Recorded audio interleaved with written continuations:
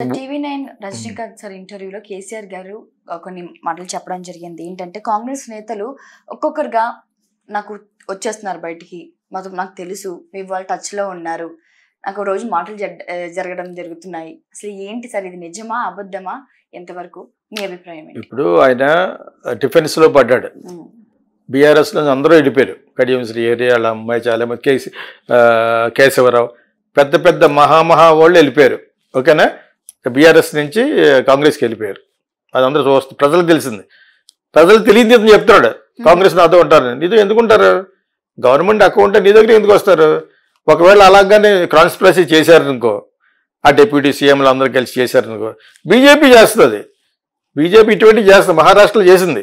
Uddhav Thackeray government అని చేసి, ఉద్ధవ్ ఠాకరే పక్కన ఉన్న అతను షిడ్డేరి సీఎం చేశారు. డివైడ్ అండ్ రూల్ చేస్తారన్నమాట. ఓకే, ఆ విధంగా ఇక్కడ చేయొచ్చు. కానీ కాంగ్రెస్ గాజులతోటి కూర్చోలేదు. ప్రస్తుతం Congress is also leading in సెంటర్లో ఇండియా కూటమి పేరు మీద అలా మెల్లిమెల్లిగా పెరుగుతుంది. అంచేత ఇక్కడ చేస్తే బీజేపీ వాళ్ళు చేసే పని అంతా వీళ్ళకి తెలుసు. ఎవరికి? బీఆర్ఎస్కి తెలుసు, కేసీఆర్కి. ఏదో విధంగా ఫీడింగ్ పెట్టడానికి చూస్తున్నాడు. కాంగ్రెస్ వాళ్ళు నా పక్క ఉన్నారు, వాళ్ళు నా పక్క ఉన్నారు, వీళ్ళ పక్క ఉన్నారు ఎందుకు చెప్తున్నాడంటే ఇది ఆల్ బుల్షిట్. అది అతని యొక్క డాటర్ అక్కడికి వెళ్ళిపోయింది. ఓకేనా, ఇప్పుడు బీజేపీ వాళ్ళు ఏం చేద్దాం, రేవంత్ రెడ్డి పడుకొట్టేద్దామా? నేను రెడీ సార్ అంటాడు. రెడీ సార్ అంటే నీ దగ్గర ఉన్న వాళ్ళే అక్కడికి వెళ్ళిపోయారు కదా. నువ్వు రెడీ సార్ అంటావు, నీ దగ్గర ఉన్న క్యాండిడేట్లు అక్కడికి వెళ్ళిపోయారు. నీ క్యాండిడేట్ కంటెస్ట్ చేయడానికే లేరు నీ దగ్గర. సో ఇటువంటి పరిస్థితుల్లో కేసీఆర్ చెప్పేవన్నీ కూడా it's non sense actual what is talking. And also Kaleshwaram గురించి మాట్లాడు, 2 స్తంభాలు దిగిపోయినాయి, అది టెక్నికల్ టర్మ్స్ చెప్తున్నాడు. చాలా హాస్యాస్పదం. నేను ఫేస్బుక్లో పెట్టాను.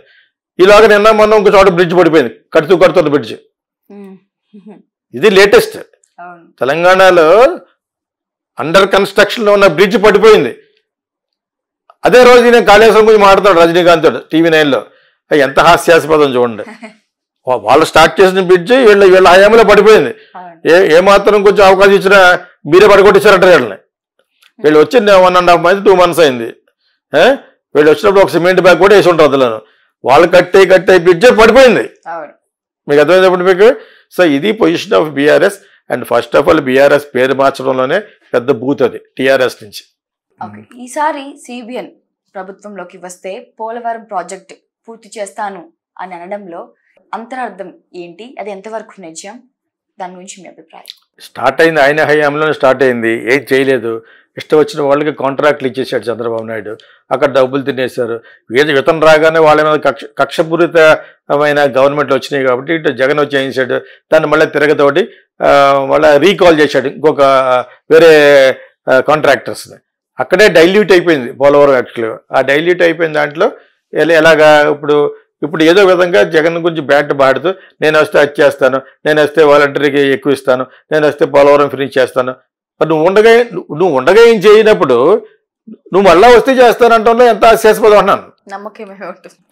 ఇప్పుడు వెన్ యు ఆర్ దేర్ అప్పుడే చేయలేదు. అమరావతినే సరిగా మధ్య మధ్యలో ఆపేశావు, సింగపూర్ గ్రాఫిక్స్ అవి చూపించి. ఇలాగ అంటుంటే ఏమన్నారు, వీడు పెయిడ్ ఆర్టిస్ట్ అన్నారు. ఎవరికి? జగన్కి. I didn't even meet him. వాళ్ళ ఫాదర్కి ఐ వర్క్ యాజ్ అడ్వర్టైజింగ్ అంతే. మళ్ళీ ఎందుకు చెప్తున్నా, చిరాకు వస్తుంది ఎవడన్నా అలాగ అంటుంటేనే. ఓకే, నేను పెయిడ్ ఆర్టిస్ట్ ఏంటి? I well of guy.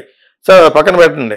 తర్వాత ఈయన అలా మాట్లాడడం అనేది చాలా హాస్యాస్పదంగా ఉంది. నేను వస్తే పోలవరం ఫినిష్ చేస్తాను, నేను వస్తే వాలంటరీ, అన్నీ అతను చేసినాయే. అసలు ఏం చేయనట్టు చెప్తున్నారు. అమరావతిని మటుకు టచ్ చేయలేదు అతను.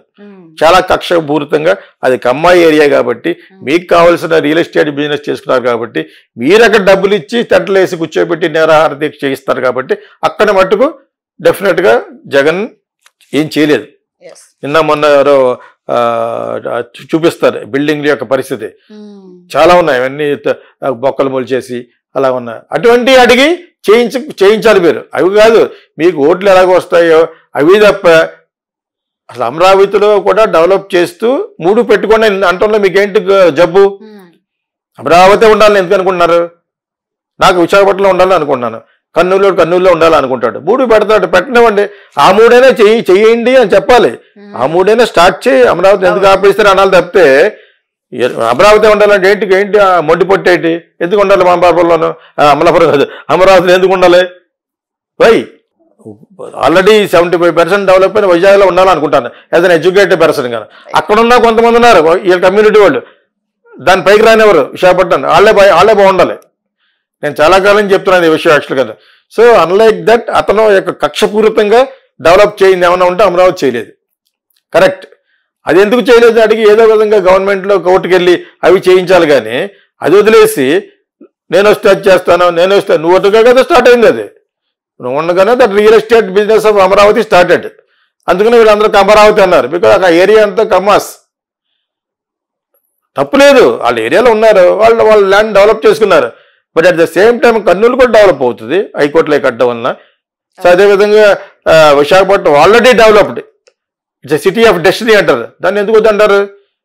విశాఖపట్నంలో వద్దని అపోజ్ చేసే వాళ్ళకి మళ్ళా చెప్తున్నాను, వై వీళ్ళకి అంత లోపు అయిపోయింది బీజేపీకి. అవసరమైతే స్టీల్ ప్లాంట్ కూడా అమ్మేద్దామని చెప్పేసి బేరం పెట్టేశారు. మనం ఎలా కొట్టుకుంటే ఎలా ఉంటుంది అలాగే ఉంటుంది.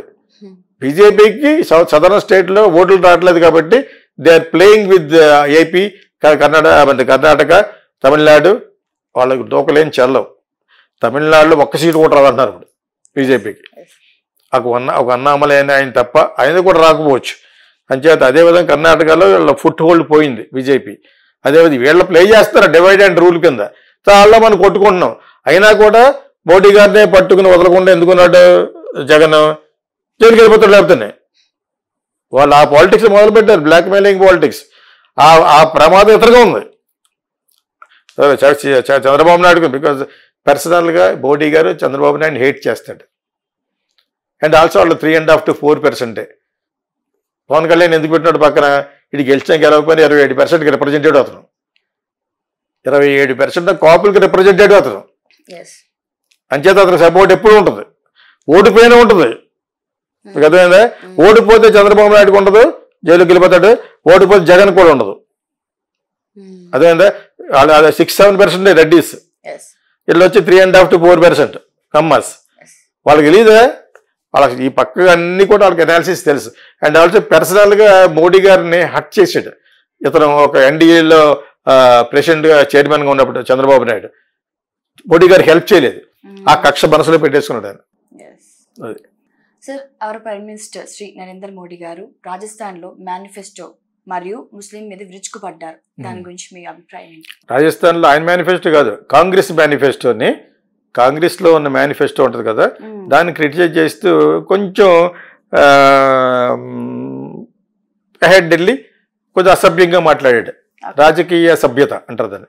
రాజకీయంగా అసభ్యంగా ఎందుకు మాట్లాడాడంటే, ఎప్పుడో మన్మోహన్ సింగ్ గారు is the best prime minister, చాలా మంచి వ్యక్తి, గొప్ప వ్యక్తి అయిన మన్మోహన్ సింగ్ గారు ఆయన ఒక పార్లమెంట్లో స్పీచ్ ఇచ్చినప్పుడు దేశంలో ఉన్న మైనారిటీస్ అంటే ఎవరు, ముస్లిమ్స్, బీసీలు, ఎస్టీలు అందరినీ ఉద్దేశించు, తర్వాత ముస్లిమ్స్ అనే మాట లాస్ట్లో అని, మన దేశంలో వచ్చిన ఆదాయంలో ఒక భాగం, ఫస్ట్ భాగం వాళ్ళకే వెళ్ళాలి అన్నాడు.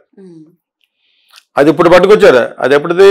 ఒక ఆయన ప్రైమ్ మినిస్టర్గా ఉన్న టైంలో, మీకు అర్థమైనప్పుడు 80s ఎప్పుడో. సో అది పట్టుకొచ్చి ఈయన ఇష్టం వచ్చినట్టు పడ్డాడు. మీ మంగళసూత్రాలు కూడా అమ్మేసి ముస్లింకి ఇచ్చేస్తారన్నారు ఎవరో కాంగ్రెస్ వాళ్ళు. అలా డైరెక్ట్గా అయిపోయాడు, ముస్లింస్ డైరెక్ట్గా అయిపోయాడు ఆయన. మీ పుస్తులు కూడా అమ్మేసి ఆ డబ్బంతా కూడా ముస్లింస్కి ధారాదత్తం చేస్తారట అని చెప్పేసి మాట్లాడడం అనేది చాలా పెద్ద అప్రూవర్గా ఉంది. అప్పుడు చాలా పెద్ద వాట్ యు కాల్ దట్ బజ్లో ఉంది యాక్చువల్గా నేషనల్ లెవెల్లో మోడీ గారు ఇలాగే మాట్లాడడంతో. అంటే దేశానికి కావలసిన మొట్టమొదటి వ్యక్తి, దేశ ప్రజల యొక్క సంరక్షణ కోరవలసిన మోడీ గారు ఒక ప్రైమ్ మినిస్టర్ ఇలా మాట్లాడతాడా? డైరెక్ట్గా కాంగ్రెస్ మేనిఫెస్టోలో ఉంది ఈ విధంగాను అని ఎప్పుడో మన్మోహన్ సింగ్ గారు మైనారిటీతో సహా ఆ ముస్లిమ్స్ అనే మాట అన్నాడు అనమాట. I watch that also. Okay, అది నేషనల్ లెవెల్లో టీవీలో కొంతమంది చూపించారు, ఇక్కడ కూడా కొంతమంది చూపించారు అనమాట.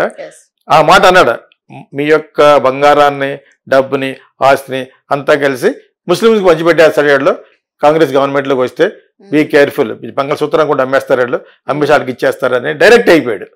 డైరెక్ట్ అవ్వకూడదు, బికాజ్ సెక్యులర్ కంట్రీ కదా, ఇక్కడ అన్ని క్యాస్ట్లు అన్ని రిలీజియన్లు సమానమే ప్రైమ్ మినిస్టర్కి.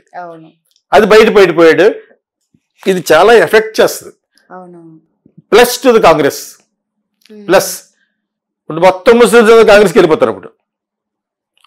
మరోసారి ప్రైమ్ మినిస్టర్ అనేసాడు నోటితోటి. సో ఇది మట్టుకు మరి ఎందుకు అలా అంత ఇంబ్యాలెన్స్గా మాట్లాడాడో రాజస్థాన్లో నాకు అర్థం అవ్వలేదు మరి. బట్ దీని వెనకాల ఉన్న కారణాల మట్టుకు ఏదో విధంగా కాంగ్రెస్ని బ్యాట్ చేయాలి. Because Congress is growing slowly. వీళ్ళకి అనుకున్న 400 సీట్లు రావు ఇప్పుడు. యాస్టీజ్గా ఇటువంటి మాటలు మాడితే 250 అలా పడిపోతుంది, హంగ్ అవుతుంది అప్పుడు. మేబీ వాళ్ళకో సగం వీళ్ళకో సగం అందరూ కలిసి అదే కలిసి అప్పుడు చాలా ప్రమాదకరంగా ఉంటుంది దేశం. చిరంజీవిపై TV9లో సజ్జల రామకృష్ణ కామెంట్స్, దాని గురించి మీ అభిప్రాయం? TV9లో రజనీకాంత్ వరుస పెట్టి అందరినీ పెద్ద పెద్ద వాళ్ళందరినీ అన్ని పార్టీ వాళ్ళని కూర్చోబెట్టి 1-2 గంటలు మాట్లాడి బాగా చేస్తున్నాడు యాక్చువల్గాను. Because TV9 is definitely popular channel కాబట్టి ఆయన బాగా చేస్తున్నాడు. సో అతను ఏదేదో బ్లాబర్ చేశాడు, అతని యొక్క ఫిలాసఫీ చెప్తున్నాడు. ఆ ఫిలాసఫీ చెప్తున్న విషయంలో ఈ మధ్యన 5 కోట్ల రూపాయలు అతనికి ఇవ్వటం, చిరంజీవి పవన్ కళ్యాణ్కి ఇవ్వటం, and at the same time అతను చాలా చాలా కామెంట్ చేశాడు వీళ్ళకి ఫర్గా, కూటమికి ఫర్గా. ఈవెన్ ఇందాక మాట్లాడుకున్న సీఎం రమేష్ కూడా ఇతను ఏదో చాలా ఇదిగా అని చెప్పేసి చాలా చాలా మాట్లాడటంతో ఆ ఉద్దేశంలో వీళ్ళందరూ కలిస్తే ఆ పర్సంటేజ్ అంతా కలిసి డెఫినెట్గా జగన్ దెబ్బ కదా అంటే, మీరు అలాగ అనుకుంటారు, మేము అలాగ అనుకుంటలేదు, మా పాలసీ డిఫరెంట్ యాక్చువల్గాను, మేము ఇంకా చాలా దగ్గర అయ్యాం ప్రజలకి అని చేత మా పాలసీ అలాగ ఉంటూనే ఉంటుంది. ఇది అప్పుడు ఇతను ఒక ఫిలాసఫీ చెప్పాడు, 10+2+3 ఆ టైప్లో ఎప్పటికైనా పెరుగుద్ది కదా ఒక పర్సంటేజ్ అని. రజనీకాంత్ అంటే అలా కాదు, మా పాలసీ ఏంటంటే వాళ్ళు 2 జీరోలు కలిసి ఇంకో జీరోతో కలిస్తే జీరోయే కదా అన్నాడు. ఎవడ సజ్జల కూడా మరి అతను కూడా ఎడిటోరియల్లో ఉన్నాడు, అతను ఈజ్ అన్ ఇంటెలిజెంట్ మ్యాన్. కాకపోతే ఫైనల్గా వాళ్ళ స్వార్థం వాళ్ళు చూసుకుంటారు అంతే. అవి జగన్ తెలియకపోవచ్చు, జగన్ ఎన్నెన్ని చూస్తాడు. ప్లస్ జగన్ హెల్ప్లెస్ అయిపోయాడు, జగన్ ఎక్స్ప్రెషన్స్ మారిపోయినాయి. ఓన్ సిస్టరే గొడవ పెట్టడం ఇవన్నిటితో పాటు అతను కొంచెం డౌన్ అయ్యాడు. యాక్చువల్గా గ్రాఫ్ కొంచెం పడింది. దాన్ని ఆసరగా తీసుకుని రజనీకాంత్ అడిగిన క్వశ్చన్లకి బాగానే చెప్పాడు. అతను చాలా సాత్వికంగా మాట్లాడతాడు సజ్జల. నాకు రోజున ప్లస్ పాయింట్ అది. ఒక 100 మంది చచ్చిపోయారు అనే విషయం కూడా నవ్వుతూ చెప్తాడు అనమాట. అంచేత ఆ టైప్ మనిషి అతను. అంటే ఇటువంటి వాళ్ళు ఎక్కువ జగన్ నమ్మటం వల్ల కూడా కొంచెం జగన్ దెబ్బ వచ్చింది.